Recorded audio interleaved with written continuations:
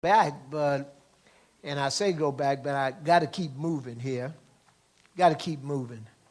Uh, there's a serious thing going on, I believe, that God is getting ready.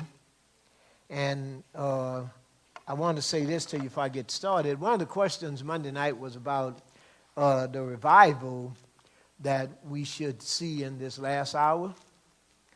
I believe it's done, or it's happening in a subtle way. You're not going. The greatest revival I believe you're going to see is after the rapture. I think that's the great revival that he's talking about.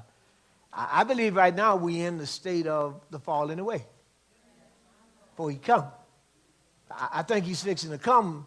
Then you're going to see a great revival. Because everybody that's going to be left behind going to know this is true then. Then you're going to see a great revival. Those that didn't want to change their attitudes, didn't want to get the fruit of the Spirit and the love and the joy and the peace, they're going to be left here. Then they're going to know. They're going to, I hope, I'm going to look out in the back. Some of y'all going to preach then. Because if you left behind, you're going to preach. Nothing else. Nothing else going to be important but the Word of God, sharing and you're going to want to do everything because you're going to know now it's really real. You're going to stop being mean. You're going to stop your unforgiveness. You're going to stop all your worrying, your complaining, and your fear. You're going to cut all that out then. You ain't going to stop right now. You won't stop today. But you're going to stop that next day after the rapture when you left behind. Oh, what a revival they going to see. Wow, wow, wow. Because you're going to know.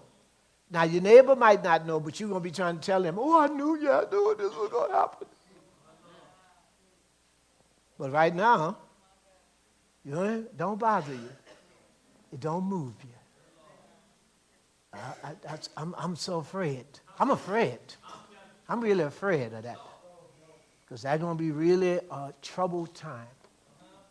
He called it Jacob's sorrow.